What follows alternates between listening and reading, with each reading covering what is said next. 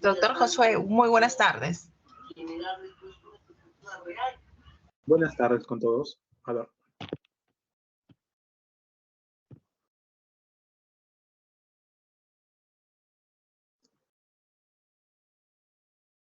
Denme un segundito, quiero ver cómo comparto las diapositivas.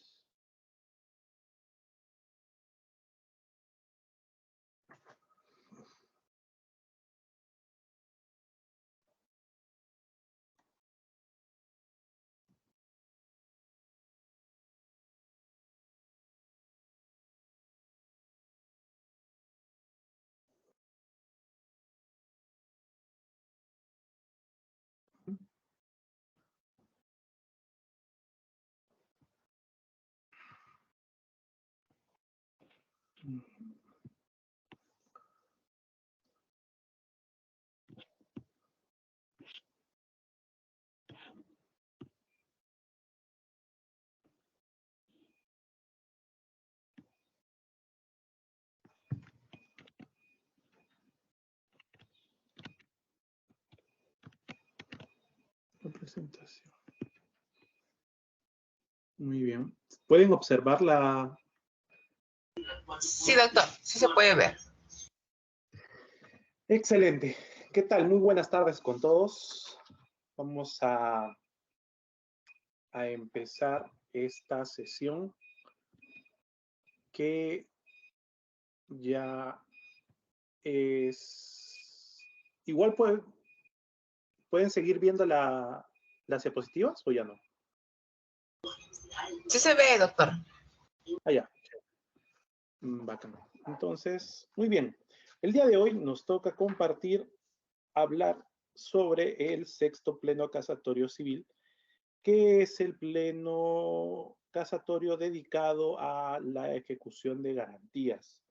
Se dice que este pleno es el primero que abordaba temas de derecho comercial y por lo tanto causó mucho revuelo en su momento por lo que se podía interpretar de él. Entonces, en algunas judicaturas, en algunas sedes del Poder Judicial, como que algunas demandas de los bancos empezaron a caer, en otros lugares más bien empezaron a beneficiar a los bancos, y cosas por el estilo, ¿sí? A ver, el sexto pleno casatorio civil fue llevado a cabo el 3 de enero del 2013, repito, fue el primero en desarrollar temas comerciales, ¿no? Temas comerciales de manera muy específica en realidad, ¿no? Y en dicho momento, como vamos a estudiar o a ver como referencia, ¿no? Es que existía mucha confusión, muchos criterios diferentes en tanto a la interpretación de algunos ítems o parámetros en el trámite del proceso de título ejecutivo, ¿sí? Vamos a empezar por este punto. ¿Cuál es el contexto al momento de la emisión del sexto pleno casatorio civil, que como les repito, fue llevado a cabo el 13 de enero del 2013, ¿sí? Por ejemplo, tenemos la casación número 1795-2001 Lima, que señalaba, ¿no?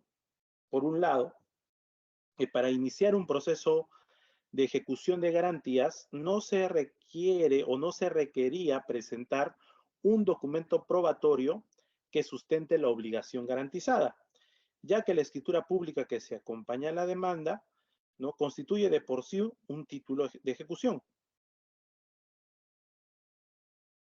En ese sentido, dice, el criterio de la Sala Superior no es correcto, ya que pretende que el actor acredite la obligación ya sea con títulos valores y con otros medios probatorios, criterio que rebasa las exigencias de la norma adjetiva, más si se advierte que no es un proceso, no es un proceso ejecutivo, sino de ejecución de garantías reales, ¿no? Eso es lo que dice la casación 1795-2001.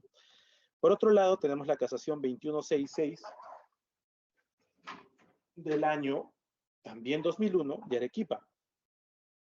En dicha casación se dice, ¿no?, que de acuerdo a lo previsto en nuestro ordenamiento procesal, en un proceso de ejecución de garantías, el ejecutante anexará a su demanda como requisitos el documento que contiene las garantías, siendo este el título que apareja ejecución y el estado de cuenta de saldo deudor. Y si el bien fuera inmueble, debe presentarse el documento que contenga tasación comercial actualizada, realizada por 2 ingenieros u arquitectos colegiados, según corresponda, con sus firmas legalizadas, ¿no? Entonces, estos dos casos son un ejemplo, ¿no?, de que por un lado, ¿no?, la misma Corte Suprema exigía el documento donde se sustenta la obligación, el título, por así decirlo, propiamente dicho, y el documento que sería, por ejemplo, una escritura pública, ¿no? Entonces, se contradecía. Ese era más o menos el contexto. Muy bien. Revisando algunos puntos generales de este caso, que en concreto vamos a ir avanzando. El petitorio de esta demanda, ¿pueden ver la diapositiva que dice principal petitorio o petitorio principal?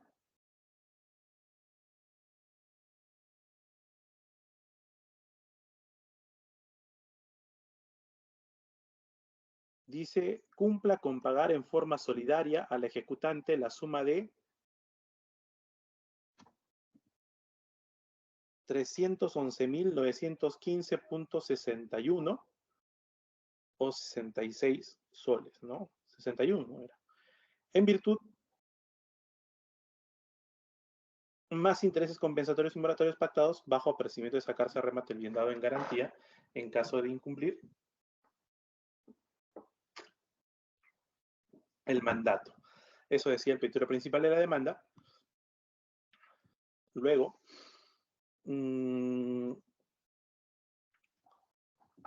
tenemos que a quien demandó era la Corporación Financiera de Desarrollo, COFIDE S.A., quien interpone la demanda de ejecución de garantías en contra de Marciano Fernández González y Aurora Violeta Salas González, por la suma antes ya mencionada, más los intereses compensatorios, devengados y por devengarse, más cosas y costos del proceso. ¿Sí? ¿Qué más? Se admite a trámite la demanda vía proceso de ejecución de garantías y se ordena a los demandados que cumplan con pagar en forma solidaria a la ejecutante la suma de 311.915.66 intereses, más intereses compensatorios moratorios, bajo procedimiento de sacarse a remate el bien dado en garantía en caso de incumplir el mandato, ¿no?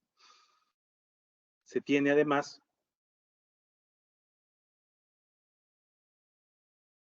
la contradicción presentada solo por Aurora Violeta Salas González. Que argumentaba la señora Aurora, argumentaba de que existía la extinción de la obligación porque ya había fallecido uno de los titulares, o uno de los obligados, mejor dicho. Se daba la inexigibilidad de la obligación por extinción o la inexigibilidad de la obligación por prescripción, ¿no? El octavo juzgado civil de la subespecialidad comercial declara infundadas estas contradicciones y ordena el pago y ante su incumplimiento el remate del bien, ¿no? La señora apela a esta resolución de primera instancia. La primera sala especializada en lo civil de la Corte Superior de Justicia de Lambayeque confirma la resolución de primera instancia y mantiene el mismo sentido. Y en ese contexto es que se interpone, ¿no?, el recurso de casación por Aurora Violeta Salas González contra la sentencia que declara infundada la contradicción, ¿no? por la causal de inexigibilidad de la obligación. La Sala Permanente de la Corte Suprema de Justicia declara procedente el recurso de casación y también declaró procedente de manera excepcional por infracción al artículo 1099 del Código Civil. En los fundamentos de este recurso de casación se señala pues que había una contravención, ¿no? Que se estaba yendo en contra de las normas que garantizan el derecho a un debido proceso, ¿no? Floro típico, normal, natural en todo recurso de casación. En cuanto existe un problema, una deficiencia en la motivación o una motivación aparente, viene cosas más que se pueden señalar en este ítem, ¿no? Además, se habla de una aplicación indebida del artículo 1099, inciso 2 del Código Civil, ya que la obligación determinada debe constar expresamente, ¿no? Lo que se decía. La inaplicación de dicho artículo, el cual señala que la hipoteca se constituye, pero para garantizar un supuesto préstamo, el cual nunca existió, sino que fue un sobregiro, señalaban en el recurso de casación, ¿no? ¿Cuáles son las instituciones jurídicas o conceptos que debemos tener a consideración en este pleno? Con los que aparecen ahora en pantalla, ¿no? El fallo de esta casación es simplemente que se declara fundado el recurso de casación, ¿no?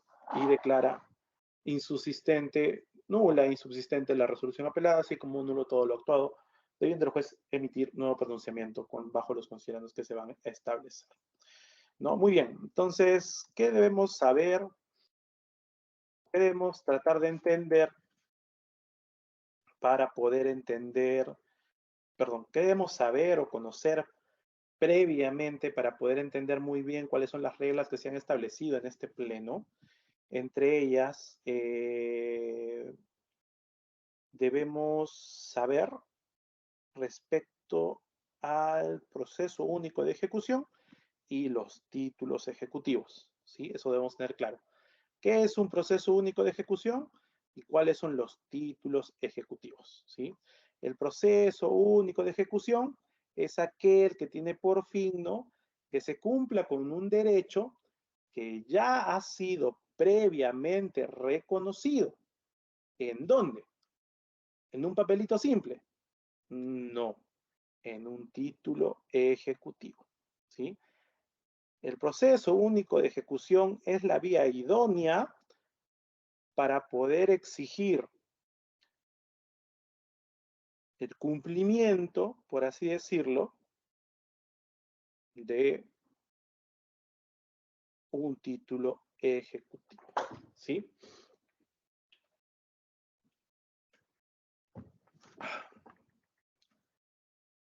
A diferencia de los procesos cognitivos o, por ejemplo, un proceso cognitivo, por ejemplo, una nulidad de acto jurídico, una reivindicación, ¿no? A diferencia de los procesos cognitivos o también llamados de conocimiento, el juez en su decisión va recién a reconocer un derecho, va a declarar un derecho, ¿sí? Luego de los medios probatorios que se presenten, ¿no? Va a valorar esos medios probatorios y va a emitir una sentencia que usualmente constituyen derechos, o es decir, crean derechos, ¿ya? O los confirman, porque a veces hay sentencias, por ejemplo, una de prescripción adquisitiva de dominio, son declarativas, ¿no? En cambio, los procesos ejecutivos, ¿sí? Los procesos ejecutivos, el derecho no está en discusión, el derecho ya existe previamente. ¿En dónde? En un título ejecutivo.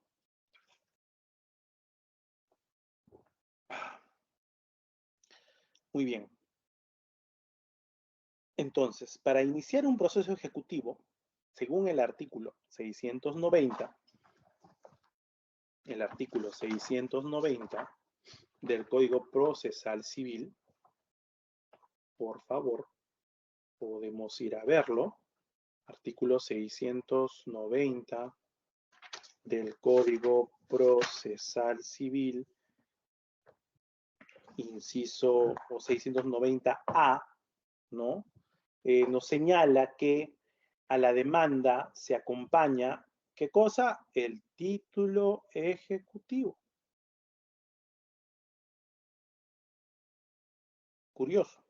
El texto normativo dice que a la demanda se acompaña el título ejecutivo, además de los requisitos y anexos previstos en los artículos 424 y 425, y los que específicamente y los que se especifiquen en las disposiciones especiales.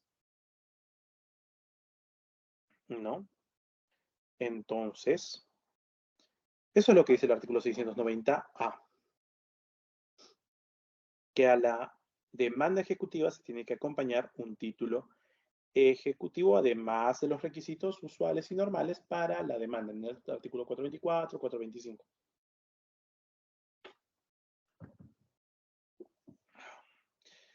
Y ojo, según el artículo 688 del mismo cuerpo normativo, ¿no? Dice que solo se puede promover ejecución en virtud de títulos generados de naturaleza judicial o extrajudicial, según sea el caso. Y los títulos ejecutivos están en una lista. Dice, son títulos ejecutivos los siguientes. Y se acabó. No hay más. Comencemos. ¿Cuál es el primer título ejecutivo que aparece en el artículo 688 del Código Procesal Civil? Las resoluciones judiciales firmes, ¿no? Las resoluciones judiciales firmes en primer lugar. ¿Cuándo existe una resolución judicial firme? Cuando ésta ha sido declarada consentida o ejecutoriada. Entonces, dichas resoluciones firmes, ¿no? Declaradas consentidas, donde ya no se va a poder apelar de ninguna manera, donde ya no se va a poder interponer ningún tipo de recurso, ¿no? Es susceptible de ejecución.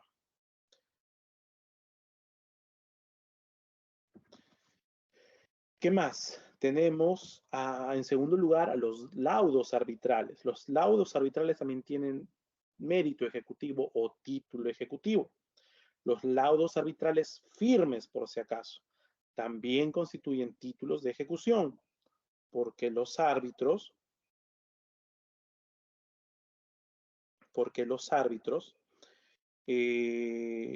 o mejor dicho, en la ley de arbitraje se les otorga también dicha calidad, ¿no?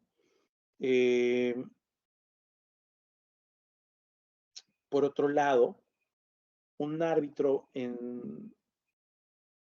dicen algunos, ya, la mayoría está de acuerdo, mejor dicho, en afirmar que un árbitro de por sí no podría ejecutar una resolución judicial, sino que necesita el imperio de la ley. Más que el imperio de la ley, necesitaría el jus imperium, que es una prerrogativa, facultad del juez.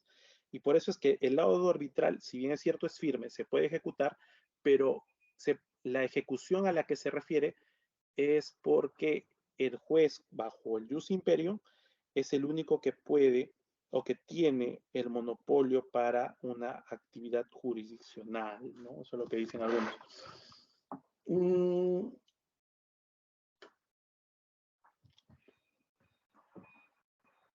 Puede ser, pero también he visto que hay casos de desalojo que se han llevado a cabo mediante arbitraje y el árbitro tiene facultades para incluso ordenar el descerraje, ¿no? Entonces, tiene ciertas atribuciones, ¿no? Así que depende del caso concreto. Muy bien, por otro lado tenemos las actas de conciliación. Por ejemplo, A y B quieren conciliar sobre un contrato de alquiler, ¿no? A le quiere subir el contrato, B no quiere pagar, entonces si B no le va a pagar, quiere desalojarlo. Entonces van al centro de conciliación y acuerdan de que por 2 meses va a pagar una suma y que al tercer mes va a pagar otra suma y si no la paga va a salir, va a entregar el inmueble, ¿no? Entonces el conciliador no puede ejecutar esa cláusula, ¿no? Entonces va a tener que acudir sí o sí a la vía del proceso judicial, ¿no? Como es un título ejecutivo a la conciliación, sí, va a tener que interponer su demanda y el juez ejecutará el acta de conciliación. Por ejemplo, también he visto que mediante acta de conciliación, una división y partición, no acordaron, ya eran copropietarios, todos, así que no sé, ¿no? Ya todos eran copropietarios, acordaron dividirse, partirse ciertas áreas y que estaba siendo ocupada por A o por B, ¿no? Y que se habían comprometido a retirarse de áreas que no les correspondían. Caso contrario se procedería al lanzamiento, decía, ¿no? También he visto que en esos casos el proceso ejecutivo iría directamente, ¿no? Otros, lo más común en temas de banco, según el inciso 4 del artículo 688, tenemos los títulos valores, ¿no? ¿Qué es un título valor? Califica como título ejecutivo al título valor, entendido como valores materializados que representan o incorporan derechos patrimoniales destinados a la circulación siempre que reúnan los requisitos formales que por imperio de la ley le corresponda según sus elementos naturales, ¿no? Recuerden que existe una ley de títulos valores, que es la ley 27.287, ¿no? Entonces, en dicha ley se va a establecer con meridiana claridad cuáles son, pues, ¿no? Los requisitos para cada título valor. Qué raro. Muy bien. Más tenemos la constancia de inscripción y titularidad expedida por la institución de compensación y liquidación de valores. Esto se encuentra en la nueva ley de títulos valores, que otorga reconocimiento jurídico a las operaciones con soporte electrónico e informático que están representados por anotación en cuenta. El artículo 2 de la ley de título de valores señala que los valores desmaterializados, para tener la misma naturaleza y efectos que los títulos valores señalados en el inciso 1, requieren su representación por anotación en cuenta y de su registro ante una institución de compensación y liquidación de valores, ¿no? ¿Qué más? El inciso 6 habla de un reconocimiento y absolución de posiciones provenientes de una prueba anticipada. Recordemos que los incisos 6 y 7 del artículo 688 que estamos dando lectura y que estamos tratando de examinar, atribuyen la condición de títulos ejecutivos, ¿no?, a esta clase de reconocimientos en pruebas anticipadas. Una prueba anticipada debe entenderse como un procedimiento que está destinado a facilitar, por así decirlo, el tiempo del proceso principal, que se puede agrupar en dos categorías: diligencias preparatorias, diligencias conservatorias de prueba, en atención a la finalidad que se persigue. Y también la urgencia, ¿no? Por otro lado, también se puede entender como título ejecutivo, según el inciso 7, al documento privado que contenga transacción extrajudicial, ¿no? Las transacciones extrajudiciales suelen hacerse mediante jueces de paz, ¿no?, que a lo mucho te certifican una firma. Las transacciones judiciales suelen hacerse también en notaría, donde existe el acuerdo privado y hay un pago incluso por las partes, qué sé yo, ¿no? Y se certifica el pago, se certifica la firma del documento, ¿no?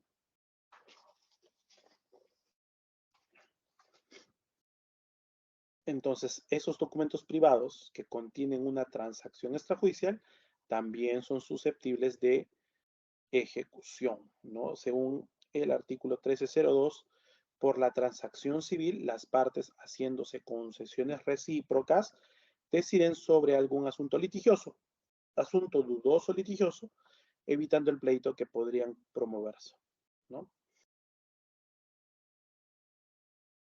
Documento impago de renta por arrendamiento, dice el inciso 8.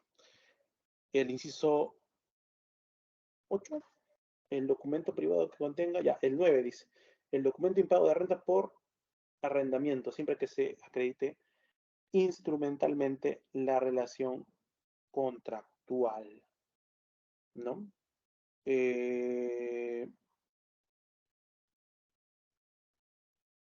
Dice que esto puede entenderse, ¿no?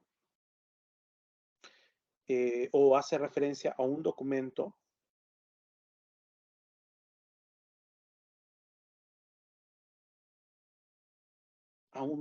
que se firma entre el arrendatario y el arrendador, donde se reconoce nuevamente que no se está pagando la renta,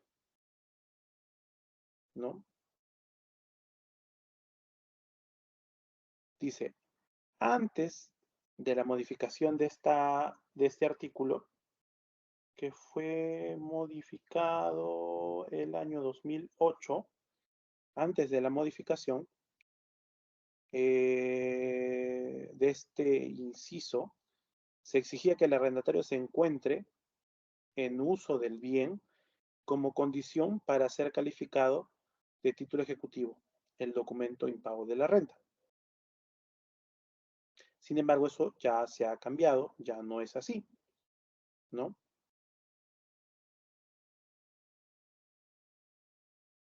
Entonces, ¿qué se tiene que acompañar?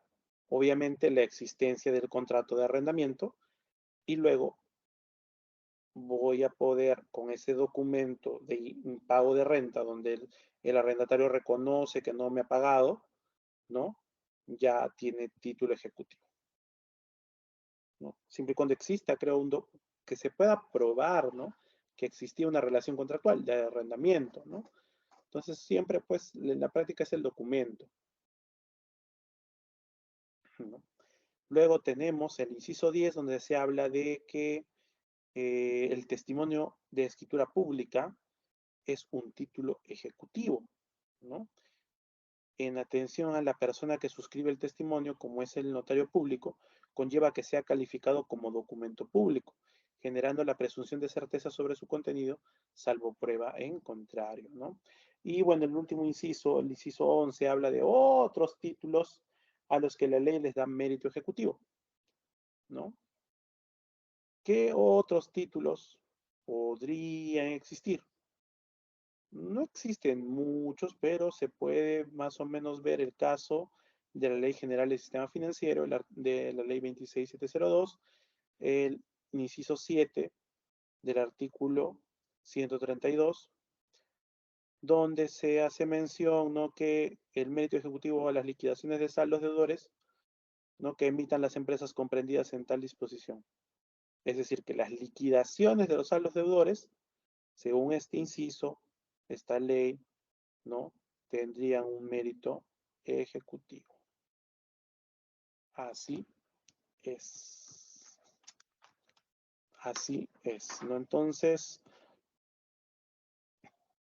¿qué más? Tenemos que estos títulos ejecutivos y que la ley, o mejor dicho, el artículo siguiente, que es el 689, establece, ¿no?, que procede la ejecución cuando la obligación contenida en el título es cierta, expresa y exigible. Cuando la obligación es de dar suma de dinero, debe ser además líquida o liquidable mediante operación aritmética, ¿no? La obligación es cierta cuando, y esto grábenselo bien, cuando es cierta una obligación, porque, ¿qué dice el 3689? Procede la ejecución cuando la obligación contiene un título. La obligación contenida en el título es cierta. Entonces, ¿cuándo es una obligación cierta? Cuando se determina en el título quién es el sujeto acreedor y quién es el sujeto deudor. Identificación de las partes, básicamente. ¿Existe eso? Entonces hablamos de una obligación cierta. La prestación es expresa cuando, la obligación en realidad es expresa cuando se indica en el título aquello que el deudor debe realizar a favor del acreedor. Se indica, ¿no?, aquello que el deudor debe realizar en favor del acreedor. El acreedor se compromete, promete que va a devolver 5.000 soles mensuales hasta pagar su deuda de 100.000, ¿no? De haber, la prestación es expresa cuando se indica qué es lo que tiene que hacer el deudor. Además, la obligación es exigible cuando ya puede ser reclamable. Si le doy un año, no voy a pues, hasta los 6 meses intentar adelantándome mi proceso de ejecución. No se puede. ¿Cuándo se vuelve exigible? Cuando, desde el momento en que se puede reclamar, ¿no?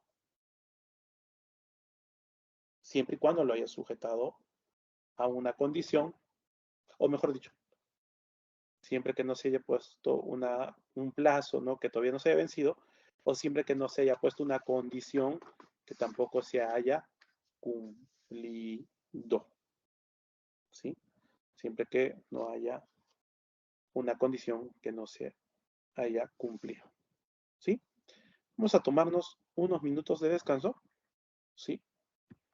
Tengo que tomar una agüita, como si se habrán dado cuenta, estoy un poco ronco, o mejor dicho, sí, pues ronco es la palabra. Así que vamos a descansar unos minutos antes de volver, ¿sí?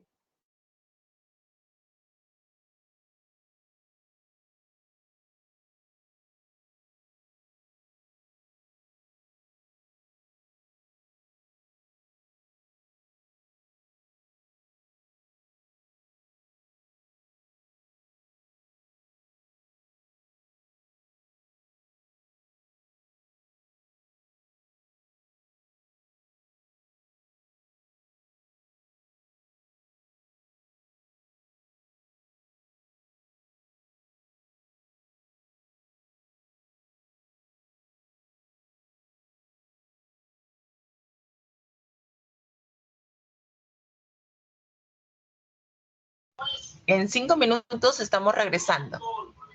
Gracias.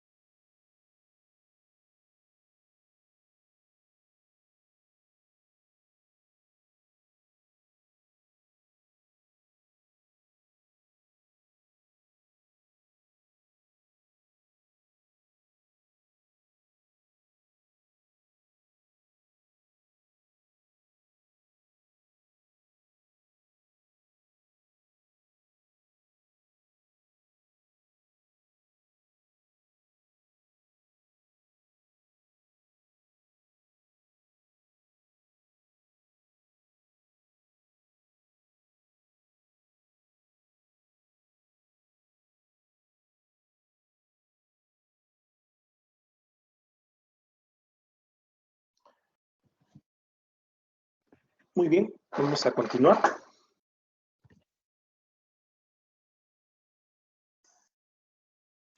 Sí, muy bien, vamos a continuar.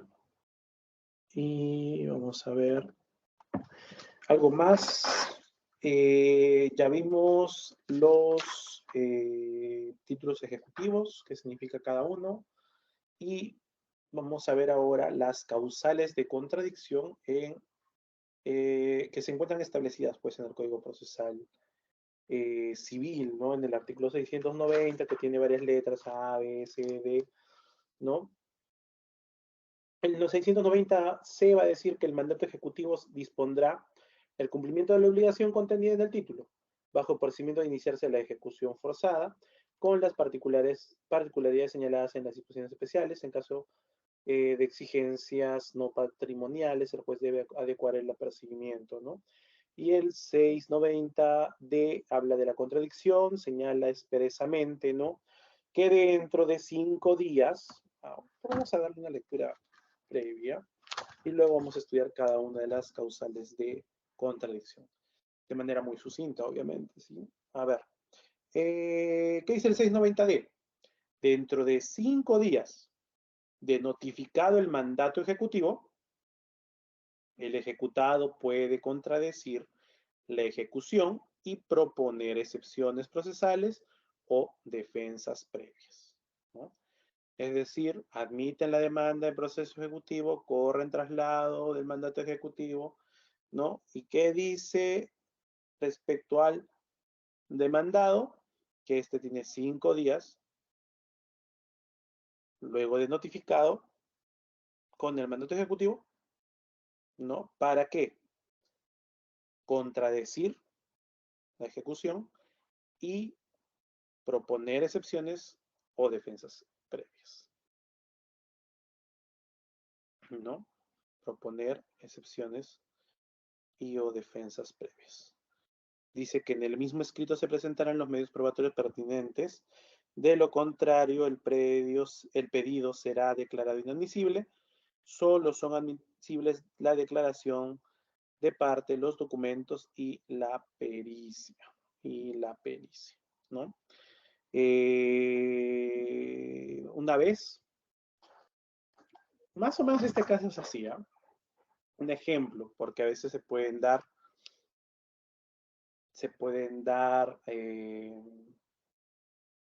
como dice acá, excepciones procesales, defensas previas, ¿no? Y que los medios probatorios pueden ser documentales, una pericia, ¿no? Una declaración de parte, ¿no? ¿Qué pasaba en este caso concreto? Un señor se había ganado, no el premio mayor de la tinca, pero sí un premio muy jugoso de la tinca, ¿ya? Y este señor, como todo, no era la persona normal que compra de vez en cuando, era un ludópata casi, ¿ya? Era casi un ludópata. Y paraba en el casino, le gustaba siempre comprar estos tipos o participar en este tipo de juegos de azar, ¿no? A veces ganaba, a veces perdía, a veces le iba bien, a veces no le iba tan bien, a veces perdía todo también y empezaba de cero, ¿no? ¿Qué sucede? Que en una ocasión, como les repito, gana una fuerte cantidad de dinero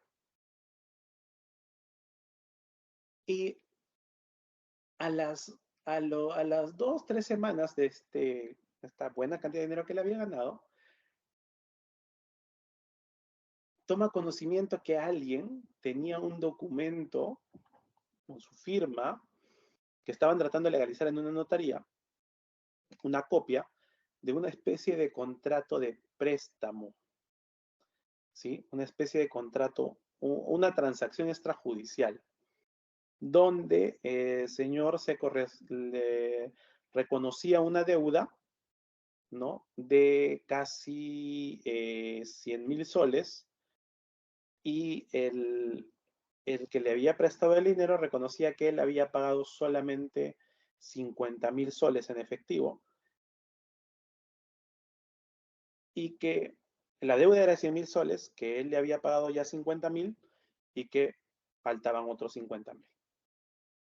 ¿No? Era una transacción extrajudicial.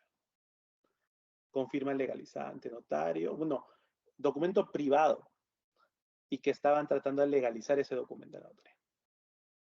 Él se entera, no hace nada. Que me demande, dijo, tal vez, probablemente, no sé. La cuestión es que incluso lo llegan a invitar a una conciliación. Él no va, ¿no? Y al final le cae su demanda,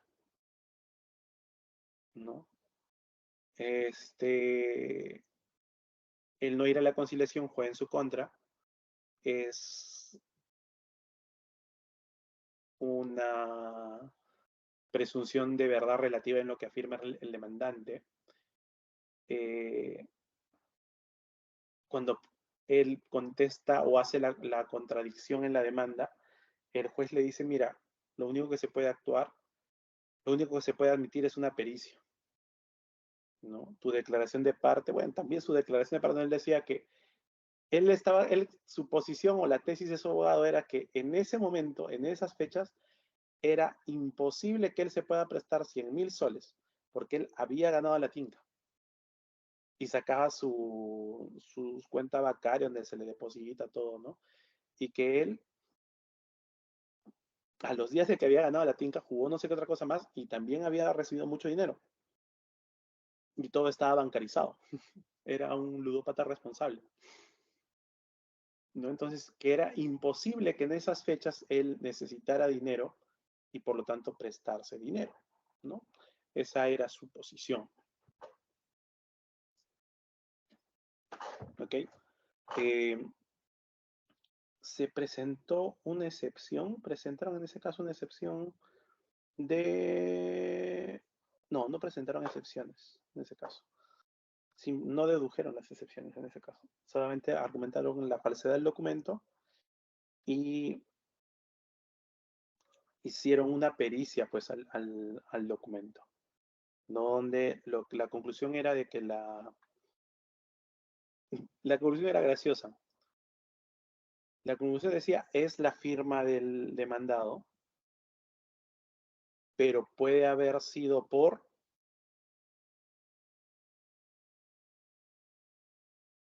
no falsificación, sino puede haber sido por, es como que han escaneado la firma por fotomontaje, decía el peritaje. O sea, la conclusión decía así, es la firma del señor, pero puede haber sido por fotomontaje. ¿Mm? Y bueno, en primera instancia los condenaron a pagar, en segunda instancia se lo anularon porque decían de que el juez debió analizar mejor los argumentos expuestos por el perito en sus conclusiones, ¿no? Bueno, eso les cuento a mérito de anécdota y continuemos. ¿Cuáles son las causales de contradicción? El más conocido, la inexigibilidad de la obligación contenida en el título. Dicha causal se invoca para cuestionar el fondo del título. No hay un cuestionamiento en estos casos al documento como en lo que yo les contaba. O sea, no estamos diciendo es falso, acá no estás diciendo eso. Inexigibilidad de la obligación implica que estás discutiendo el título en sí mismo. Estás discutiendo que el título en sí mismo carece de una prestación cierta, o carece de una prestación expresa, o carece de una prestación exigible. Estás hablando que hay un problema en el título.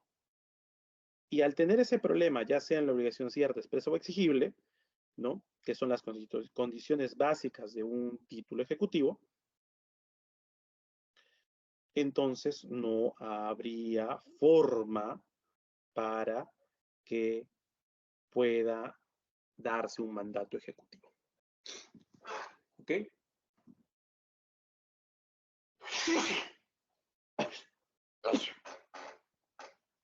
Perdón. Imagínense que el título esté a nombre de Valentín Castro Paniagua. Sin embargo, se llama la persona correctamente y se demanda a Valentín Leonidas Castro Paniagua del Portal, un apellido compuesto. Si vas a demandar a esta persona, pero el título no aparece dicha persona, la obligación deja de ser cierta. Ahora, tendrías que justificar o argumentar de una manera superlativa de que a pesar de que existan discrepancias en el nombre, se trata de la misma persona. Pero imagínate que hasta hayan puesto mal el DNI. Sí ha pasado, ¿no? Donde ponen mal hasta el DNI y no se puede identificar a la misma persona. ¿Ya? Las obligaciones deben ser expresas. No pueden ser incoherentes, no pueden ser sujetas a interpretación. Tiene que estar claramente establecido qué es lo que va a hacer el deudor y cómo lo va a hacer, ¿no? Yo te digo que me vas a pagar en el tiempo en que tú veas por conveniente. Entonces, de la nada, o yo te voy a decir que tú me vas a pagar en la forma en que veas por conveniente. O sea, me darás por 100 soles, tal vez me darás 1000, no ya. Entonces, si yo te pago de 100 en 100 una deuda de 100.000 soles y luego tú me quieres hacer un proceso de ejecutivo porque no estoy cumpliendo con pagarte una suma razonable, no estaría mal. Estaría declarado improcedente porque puede ser la misma persona, puede ser exigible, pero puede ser que la forma de pago, como no quedó expresa, ¿no? Yo puedo asumirla de la manera en que quiera. Ahora, ya dijimos que también la obligación o la prestación debe ser exigible y para eso no tiene que haberse superado o la condición o el plazo. Si yo te doy 2 años para pagar una deuda, tú no me puedes cobrar al año, ¿no? O si te doy 2 años para pagar la deuda después de que nazca tu segundo hijo y no tengo una nación ni el primer hijo. Entonces tampoco sería exigible, ¿no? Otra causal de contradicción es que se puede alegar la iliquidez de la obligación contenida en el título, ¿no? La iliquidez de la obligación contenida en el título. ¿Qué implica esto? Implica que no tiene inmediata ejecución una prestación ilíquida. Se puede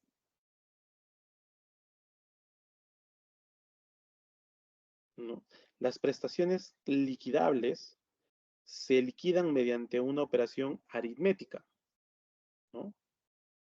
Cuando el título es ilíquido, no puede procederse a la ejecución con una simple operación aritmética, porque para ello no se tienen que evaluar otros factores, ¿no? Y en estos casos, ¿no?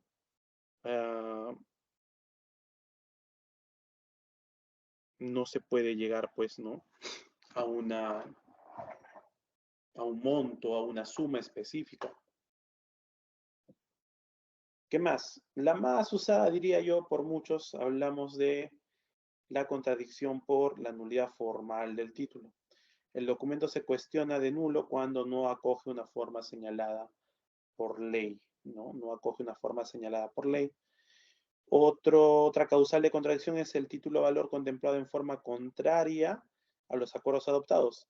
Se debe probar que se completó el título valor contrariamente a los acuerdos adoptados por las partes intervinientes en el título, siendo que la actividad probatoria se reduce a la prueba documental. Esto es muy interesante y también a la vez causa muchos problemas, ¿no? Las personas que, por ejemplo, firman un pagaré, firman un pagaré en blanco. El pagaré es llenado cuando no se ha cumplido con el plazo establecido para la devolución del dinero. Y por ejemplo, ¿no? En el pagaré ponen, el préstamo fue de 10.000 soles, pero en el pagaré ponen 20.000 soles. Oye, ¿no firmaste otro documento donde estaba el monto específico? No. Pero doctor, solo me dio 10.000 soles. Y yo le quiero pagar sus 10.000 soles, pero ahora me está pidiendo 20.000 soles. ¿No? ¿Qué puedo hacer? Esta sería la causal específica. Pero probar la falsedad del título, no, perdón, pero probar que el valor contemplado es distinto a lo acordado, dice que solamente se puede hacer mediante prueba documental.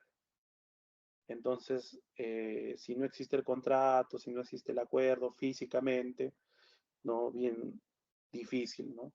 En algunos casos he intentado que habían tenido una grabación del momento en que se firmaba el pagaré y el acuerdo se quedó consignado en la grabación. Y recuerden que los audios pueden ser considerados prueba, ¿no?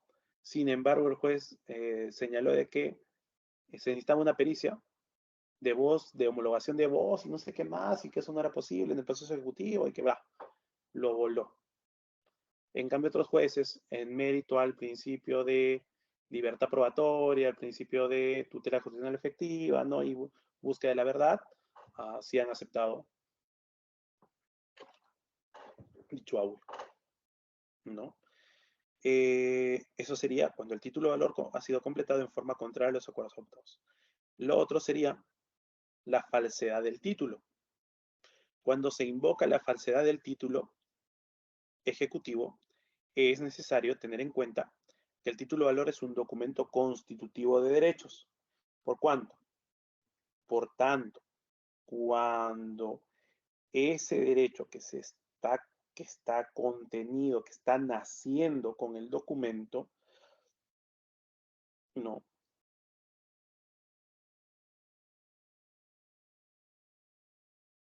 Y se demuestra que es falso, entonces no transmite nada, en realidad no ha nacido nada. Como dice Gunter González Barrón, la nada no produce nada. En consecuencia, un documento redactado con características indelebles sobre soporte adecuado puede ser falso en el acto que le da vida o puede ser falsificado. Es decir, yo tengo esta hoja, ¿no? En esta hoja, yo o un tercero, pongamos que un tercero puede decir, le debe a fulano de tal, tanto, tanto, tanto, y se compromete en pagar tanto, tanto, en tales cuotas, en tales momentos, ¿no? Y firman los dos. Firman dos personas.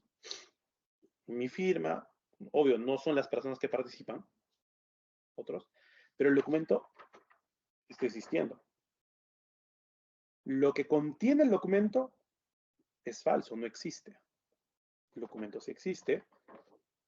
El contenido ¿qué tiene? El contenido es la obligación propiamente dicha. El derecho de la persona, el derecho del acreedor, la obligación del deudor es aquello que va a desaparecer. Es aquello que, perdón, no va a desaparecer, aquello que ni siquiera ha sido creado, no ha nacido, ¿no?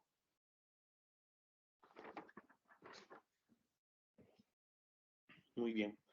¿Qué más tenemos? Extinción de la obligación. La extinción de la obligación constituye otra causal para sustentar la contradicción contenida en el artículo 690D, ¿no? En el inciso tercero. Los hechos extintivos para invocarla no se diferencian de aquellos previstos para aquellas obligaciones de derecho común, como son el pago, la novación, la compensación, la consolidación. Es decir, ¿cuándo se extingue una obligación? Cuando la pagas. O sea, tú me estás pidiendo que te devuelva, que te pague los 100.000 soles que me has prestado. Dices que no te he pagado. pero yo tengo cómo acreditar que sí te he pagado. Entonces, solicito la extinción de la obligación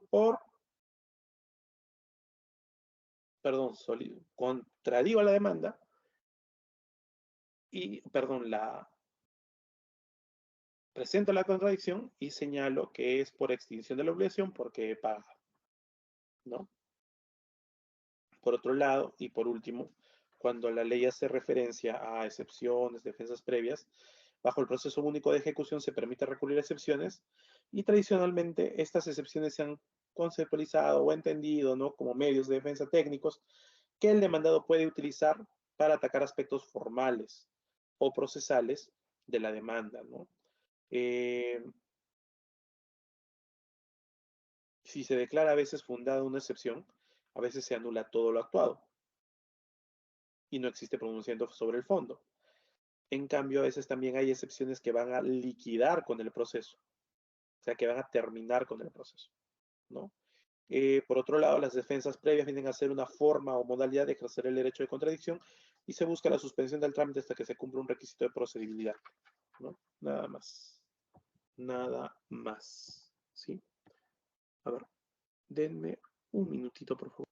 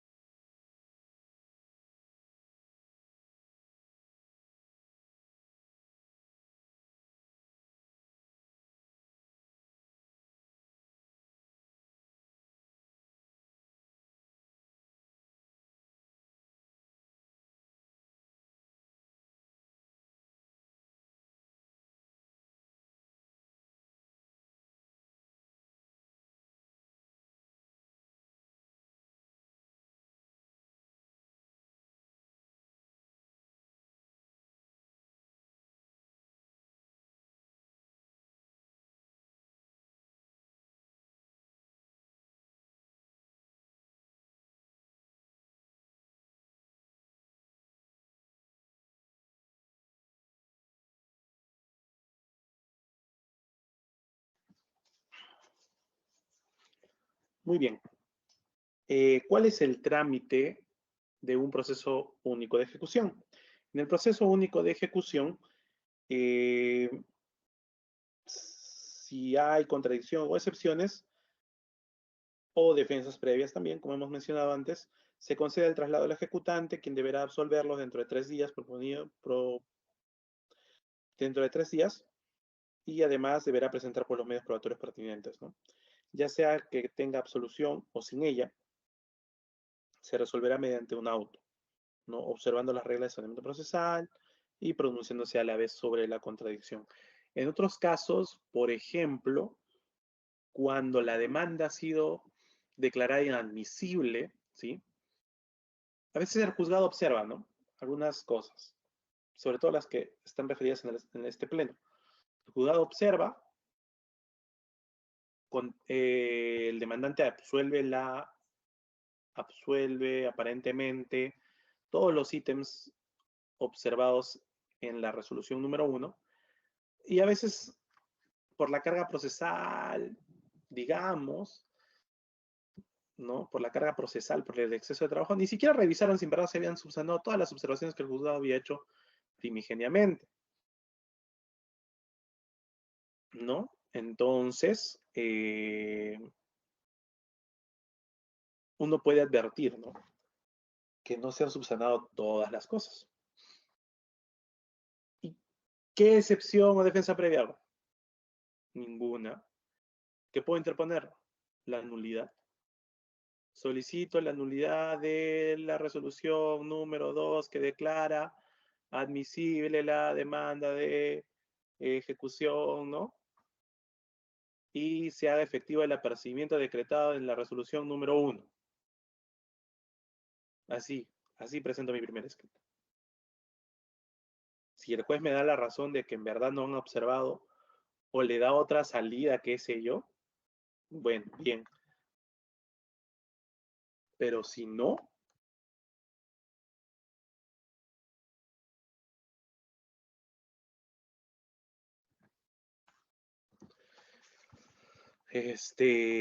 declara en realidad, corre traslado también de la nulidad por 3 días, ¿no? Y también puede con eso también acabar el proceso, ¿ok? Y bueno, a la par sí o sí también presentas pues la contradicción, ¿no? Que corresponde.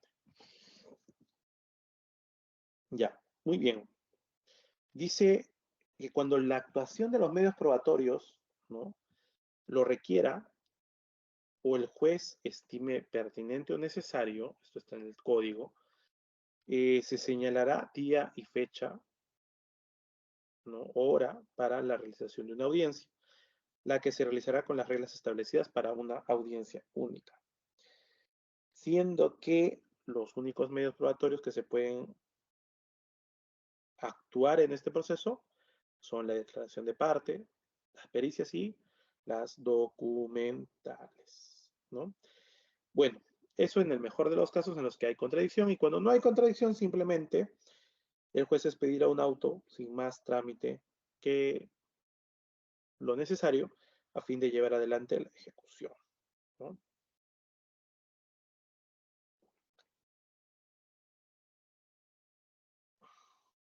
Recuerden que el plazo para apelar cuando el juez resuelve la contradicción, el plazo para la apelación de las contradicciones solo son de 3 días. Solo son de 3 días. Eso es muy importante, porque uno tiene en cuenta que son 5, usualmente porque en todos lados es 5, pero cuando se trata de proceso ejecutivo solo son 3 días.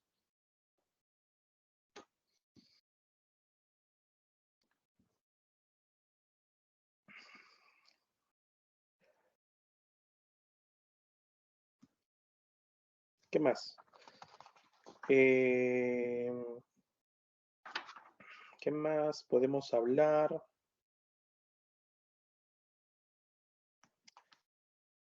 Bueno, vayamos a ver ya el resultado de la resolución. En este caso sí se llegó a casar la misma, ¿no?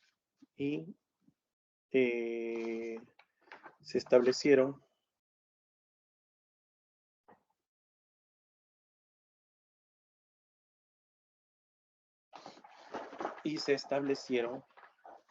distintas reglas, ¿no?, muy interesantes. Algunos dicen que estas reglas han cambiado el texto normativo específico, y otros dicen, no, está bien, solo se ha interpretado, ¿no? ¿Para qué? Para tener mayor claridad, pues, ¿no? Bueno, en fin. El precedente primero, porque así está descrito, dice que la demanda de ejecución deberá acompañarse de documento constitutivo de garantía real que cumpla con las formalidades y requisitos de validez de los artículos 1098 y 1099. 1098 y 1099 del Código Civil. Es decir, que cuando se trate de la ejecución de una garantía real, se debe cumplir con los requisitos del 1098 y del 1099.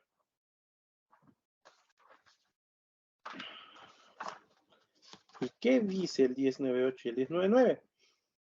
Respecto a la hipoteca se constituye por escritura pública, salvo disposición contraria a la ley, y los requisitos de validez de la hipoteca es que uno, que afecte el bien el propietario o quien esté autorizado para ese efecto, conforme a ley, que asegure el cumplimiento de una obligación determinada o determinable, que el gravamen sea de cantidad determinada o determinable y se inscribe en el registro de propiedad. Que se inscriba en el registro de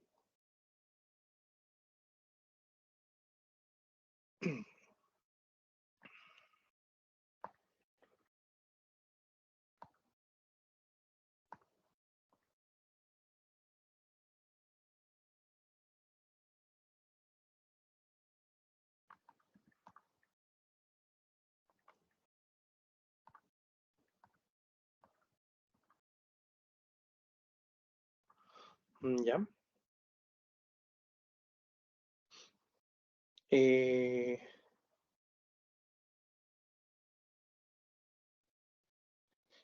debe tomar en cuenta que este primer precedente solamente es para una persona ajena al sistema financiero, porque hay muchas personas que se dedican a prestar dinero, qué sé yo, y hacen hipotecas, ¿no? Hacen hipotecas, garantías mobiliarias, ¿no? Y en este caso se habla de una garantía real, ¿no? Para personas que no son parte de o son ajenas al sistema financiero. Por eso es que se señala, ¿no? Que con relación al documento que contiene garantía real, debía cumplir con las formalidades, ¿no? ¿Qué pasa? O qué pasaba entre el que trabaja en el banco, efectivamente es abogado, el que a veces hace estas cosas no es abogado, o a veces es una persona mal asesorada, ¿no? Y aparece un contrato privado de hipoteca. ¿Se puede hacer un contrato privado de hipoteca? Sí, puede. Ahora, ¿es válido un contrato privado de hipoteca? No. ¿Se puede hacer una escritura pública de hipoteca y no inscribir dicha escritura pública en registros públicos? Se puede. ¿Ok? Entonces la inscripción no es opcional. La formalidad de este acto jurídico de la hipoteca por escritura pública tampoco es opcional, sino que son requisitos de validez. ¿Ya? La hipoteca va a ser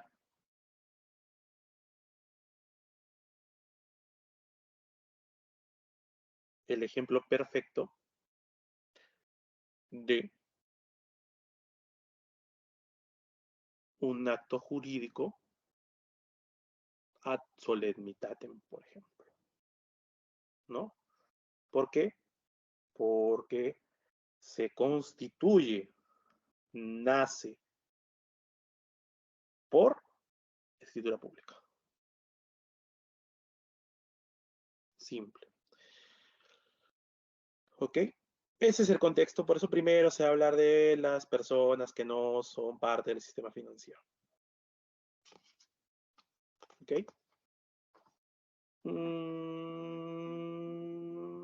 No se puede poner, por ejemplo, un interés pues que no se pueda calcular. Tiene que estar definitivamente inscrito, ¿no?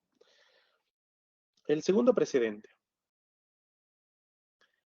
Para la procedencia de la ejecución de garantías a favor de empresas que integran el sistema financiero, dice a la demanda deberá acompañarse. ¿Qué debe acompañarse?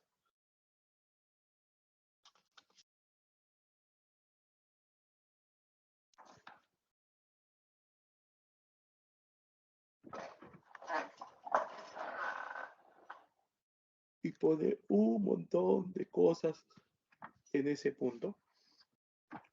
Bueno, pero vamos a dar lectura antes de pasar a explicar.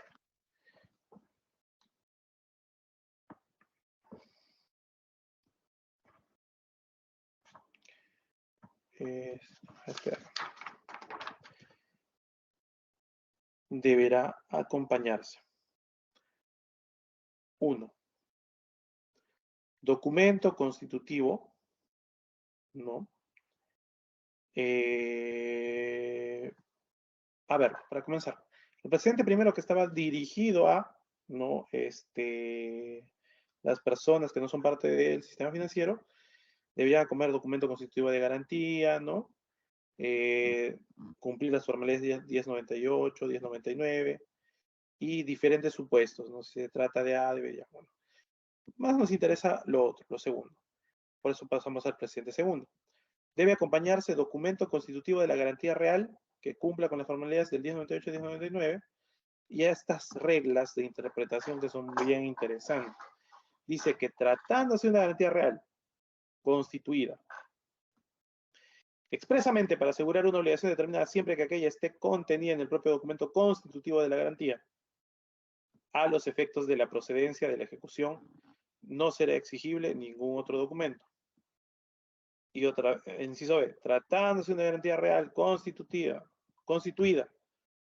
para asegurar cumplimiento para asegurar cualquier obligación que tuviera el constituyente de la garantía frente a una empresa del sistema financiero para asegurar una obligación existente determinable futura, se deberá, tratándose de operaciones en cuenta corriente, letra de cambio, a la vista, debidamente protestada, emitida conforme a lo establecido en el último párrafo del artículo 228 de la ley 26702,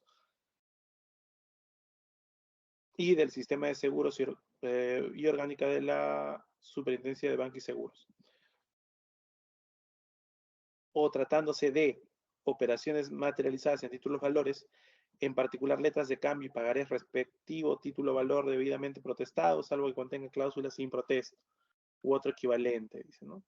Y otro supuesto pone, por último, tratándose de operaciones distintas a las antes indicadas, el documento que contenga la liquidación de saldo deudor conforme a lo establecido en el artículo, si mal no me recuerdo, es el artículo 11, pero bueno, 132, inciso 7 de la ley 26702, ¿no? El saldo deudor, eso es lo que pone en este segundo presente, o sea, pone todos los documentos que se deben acompañar a la demanda.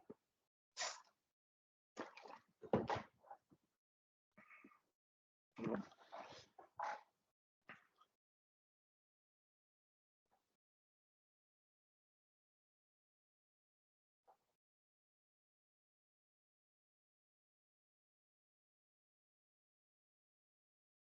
Además de ello, se deja abierto o abierta la posibilidad de que el ejecutante pueda presentar, señala, una prueba idónea, dejando nuevamente a discreción del juez lo que se puede entender por prueba idónea, ¿no? Ese es un problema con este precedente, en realidad, ¿sí? Tenemos también el precedente tercero, dice que el juez de la demanda, a los efectos de determinar la procedencia de la ejecución de garantías, debe examinar, debe evaluar, enjuiciar, dar cuenta expresamente en la motivación de su resolución, si en el caso se cumplen los requisitos establecidos en los precedentes primero y segundo, y en segundo lugar, el saldo deudor realizado por la parte ejecutante comprende abonos y cargos o pagos a cuenta si los hubiere, atendiendo que el pacto de capitalización de intereses solo es lícito en los supuestos indicados en los artículos 1249 y 1250 del Código Civil. Esto es cuando se trata de cuentas bancarias mercantiles y similares o cuando se celebre por escrito el pacto después de contraída la obligación, siempre que medie no menos de un año de atraso en el pago de intereses, ¿no? La cuarta regla de este precedente es que el juez, de considerar que el estado de cuenta del saldo deudor presenta evidentes omisiones de los requisitos y formalidades ya precisadas o tiene notorias inconsistencias contables, debe declarar inadmisible la demanda a los efectos de que el ejecutante presente nuevo estado de cuenta de saldo deudor conforme a sus observaciones, ¿no? El precedente quinto va a hablar de que el juez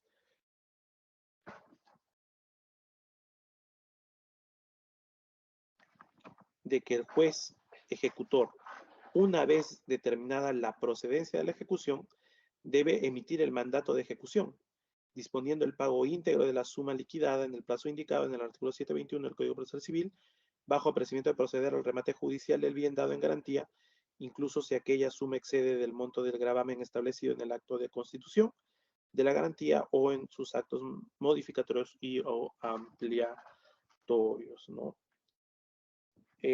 Por último, o bueno, en realidad penúltimo, tenemos el precedente sexto, en el cual se ha dispuesto que el pago que se ordena en el mandato ejecutivo debe ser por una suma líquida, no pudiendo emitirse mandato ejecutivo disponiendo el pago de suma dineraria en parte líquida y en parte ilíquida, a liquidarse tras el remate judicial o el pedido de adjudicación en pago del ejecutante, conforme al artículo 746 del Código Procesal Civil, salvo en lo atinente a los intereses, costas y costos que se generen después de la emisión del mandato de ejecución hasta la fecha de pago, ¿no? Y por último, el presidente séptimo señala que el acreedor tan solo podrá ejecutar la hipoteca por el monto de esa garantía, es decir, que su concesión está limitada al bien o bienes que se especifican al constituir la garantía, también está limitada a la suma que expresa y claramente se determina en el correspondiente documento constitutivo de la hipoteca. En los supuestos en que la suma dispuesta en el mandato ejecutivo excede el monto del gravamen de la garantía real, la parte ejecutante, a fin de asegurar la posibilidad de ejecución, debe proceder conforme a lo establecido en el artículo 124 por el saldo deudor tras la realización del remate judicial o en su adjudicación o en su caso mediante la adjudicación en pago al ejecutante, ¿no? El artículo 724 menciona algo interesante. Dice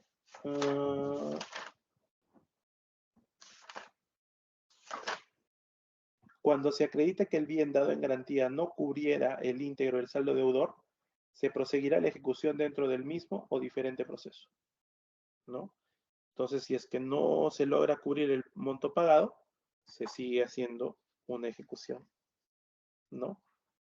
Del bien u otro bien. Muy bien, con eso hemos cubierto este sexto pleno casatorio, que realmente es el más pequeño en realidad de todos los que hemos visto. Causó cierto revuelo, algunos decían que era beneficio de los bancos, otros decían que era beneficio de las personas. Entonces, ese era el inconveniente, ¿sí? Bueno, eso sería todo de mi parte para esta sesión. Les agradezco su atención, ¿sí?